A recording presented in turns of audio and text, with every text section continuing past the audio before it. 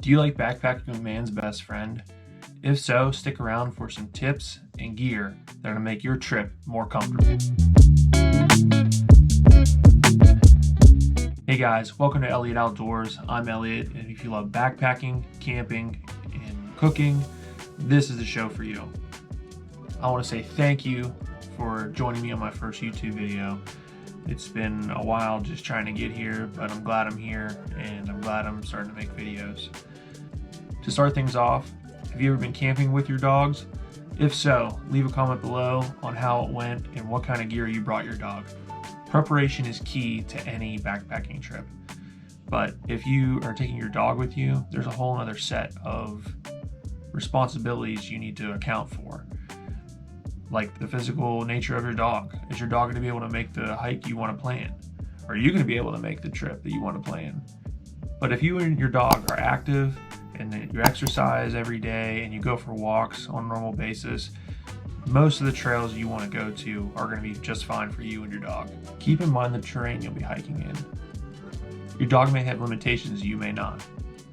Try to find a moderate trail that has little to no elevation gain. If you decide to pick a trail that has thousands of feet of elevation change, this may not be the trip for your dog. You need to decide how many miles you want to hike per day.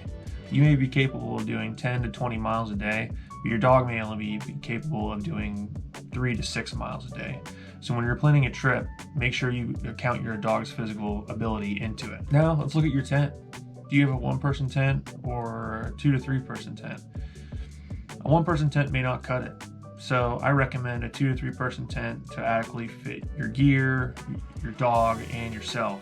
And if your dog's not comfortable in a tent yet, set up your tent in either your living room or your garage or outside in the backyard to get your dog acclimated to the tent. Try to get them to not scratch the tent floor or the tent walls. And if you can, plan a night or two on a weekend to have a camp out in your own backyard and have your dog stay in the tent with you just to practice for when you go out in the backcountry. You and your dog need water, food, and snacks along the way. So make sure your dog is adequately fed and has enough snacks and water to last the entire trip. Believe me, your dog will thank you. One more tip before we get into the gear is that make sure you have your dog's license and vaccine records, especially if you decide to go out of state for your trip. Many states require that you have your dog license and your vaccine cards with you when you bring your dog into the state. Also, it may be a requirement for either the national or state parks or local parks that you may want to visit. Now, let's get into the gear that your dog may need to go out in the backcountry. Don't just go out there with just your dog's collar. It's not secure enough and the dogs easily can get out of it. So pick a harness that has a clip on the chest and the back. Most dogs can get out of their collar if they're excited enough. Make sure you pick a harness that's secure and well built. My dogs wear the Rough Wear front range harness. It's well built and it has solid clip-ons on the chest and the back.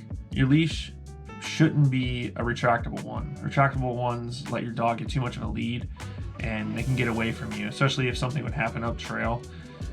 Having a retractable leash isn't good enough. So make sure you have a solid leash, either a rope leash or one made out of webbing, and it has a solid clip on the front. The ones we use are also made by Rough Wear. They're well built and the clip on the front is almost like a climbing carabiner, and it won't let go and it won't get loose when we hit the trail. The next piece of gear that I'm going to talk to you about is your water bowl and your food bowl. They're very easy to pack in, especially if they're collapsible, and a lot of them are made of silicone, so they're not very heavy. Amazon has them for pretty cheap, and you can get them online for $10 to $20.